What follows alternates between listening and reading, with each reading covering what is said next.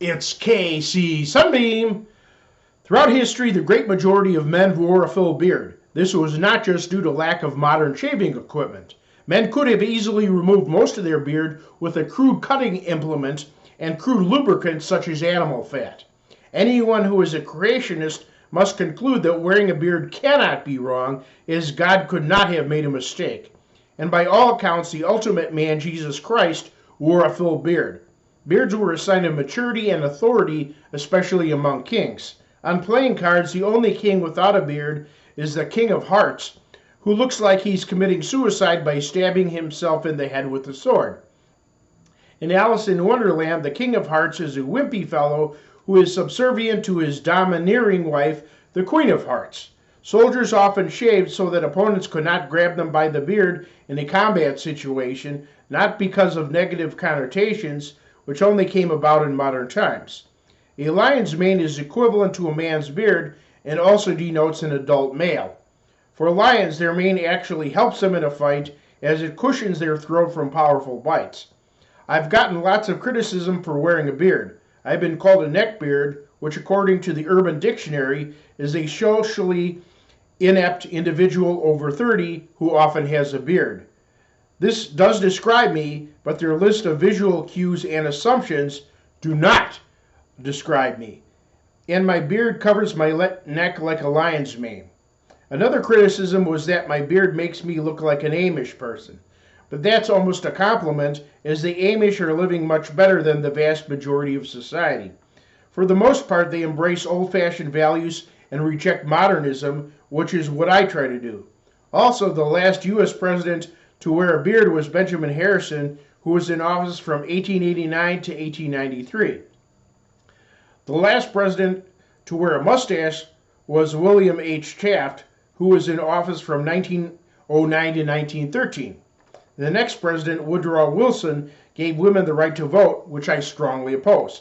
To shave or not to shave? That is the question. Here is the answer.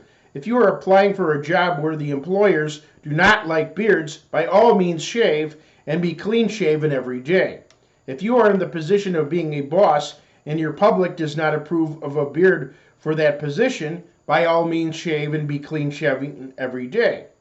If you are in the dating game, by all means shave and be clean-shaven every day, as most women do not like beards. If you're a married man, by all means be clean-shaven every day, unless your wife specifies that she prefers a beard. However, if strangers on the internet and all others who don't give a damn about you want you to shave, don't shave.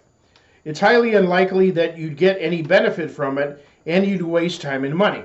As for physical attractiveness, shaving would never make me a hot guy, as I have never had the physical features that women are attracted to, even when I was thin. And men would like to see a naked woman here instead of me, regardless of whether I shave or not, what have you. So people will just have to grow up and acquire enough intelligence to where they can appreciate my message. Now for pubic hair patches. They've sometimes been referred to as beards. They, like men's beards, denote adulthood, but in women as well as men. The trend for women to shave their pubic area bald is highly unnatural and unnecessary. Society expresses great disgust towards those who would have sex with children, but it encourages women to make their private area resemble that of a child. This contradiction should stop. Since men naturally grow two major hair indicators of adulthood and women only one, this signifies that men are presumably more adult than women, who usually retain childlike qualities. Therefore, men should be an authority over women, as women are an authority over children.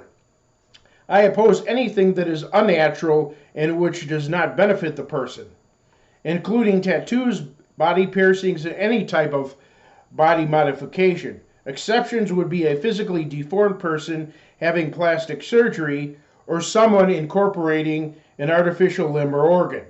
Otherwise, this encourages narcissism and inordinate fixation on one's own body and spending money on trivial things, which money could be best spent elsewhere for others. So may old-fashioned values return.